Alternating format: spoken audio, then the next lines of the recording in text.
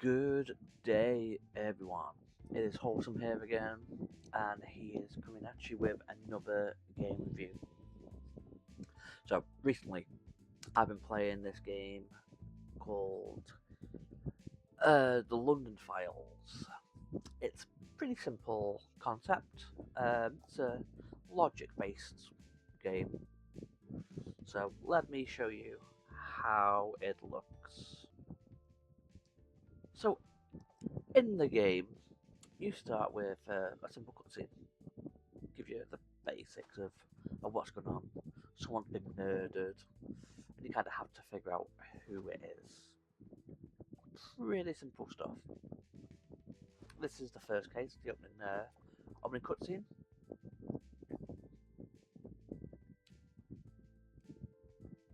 And we'll skip through just so I'm not giving any spoilers whatsoever.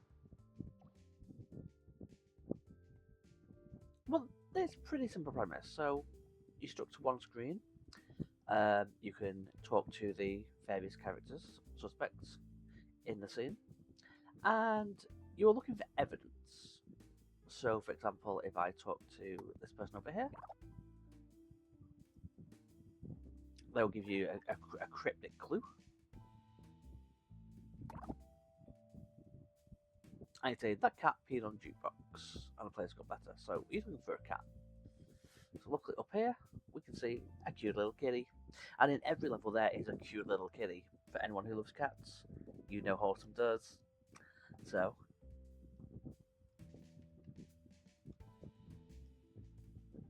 because I've already done this level, by the way, it won't let me click on the kitty because I already have.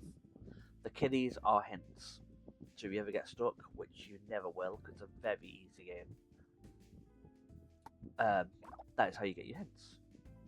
You're saying, yeah, the light's flickered quite a bit. So your object you're looking for is a lantern, which could be any one of these. So it's not those two, it's not that one, so it must be that one. Or is it that one?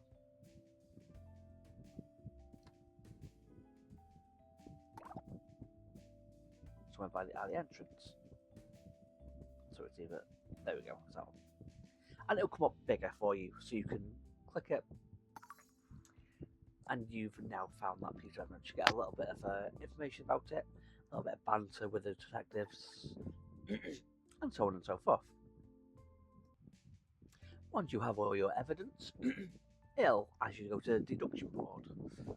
So when I first played this, I thought it'd be something akin to the Sherlock Holmes games or the Poirot games.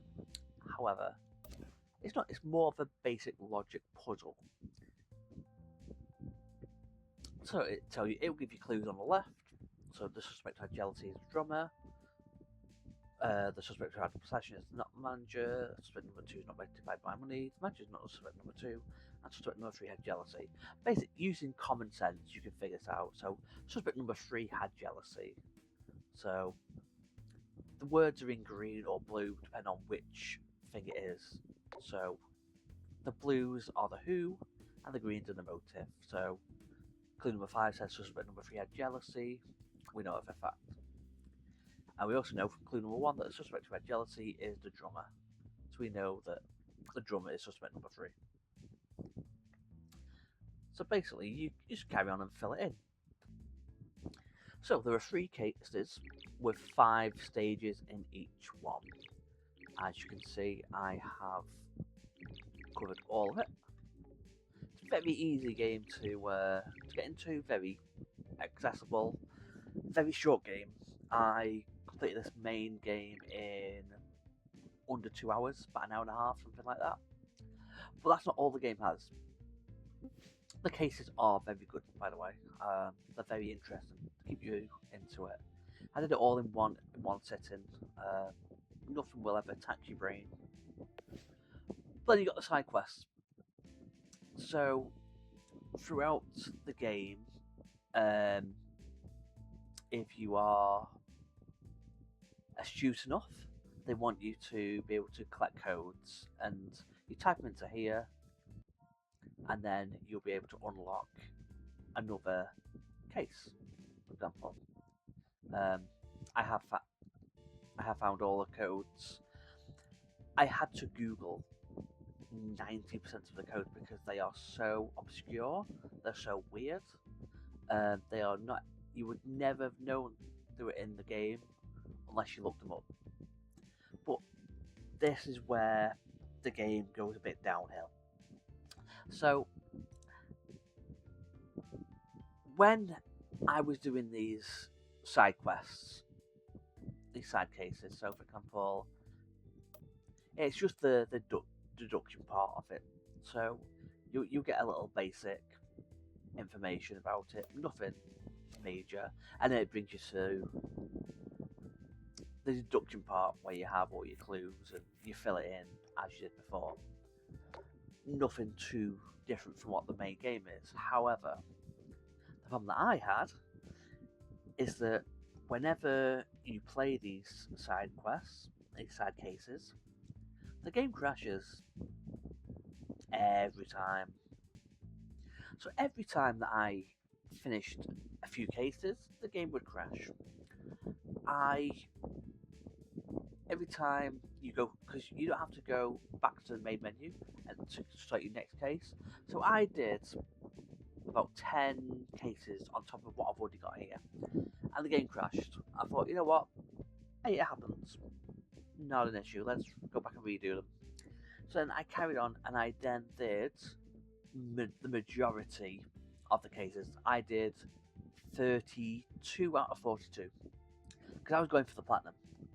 One of the trophies is to do 40 out of 42. I was playing it for a long time to get to 32 out of 42. A heck of a long time, considering I'm only at 7 now. And the game crashed.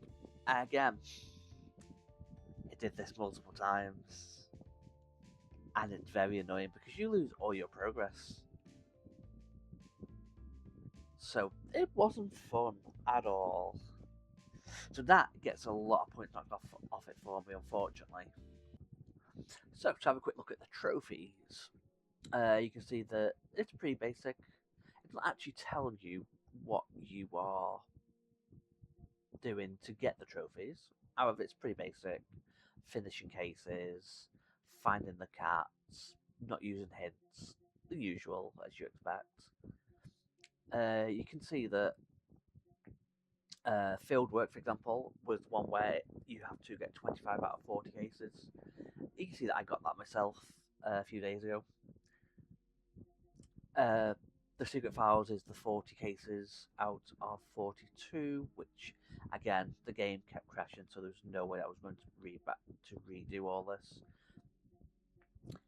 And then obviously the platinum itself.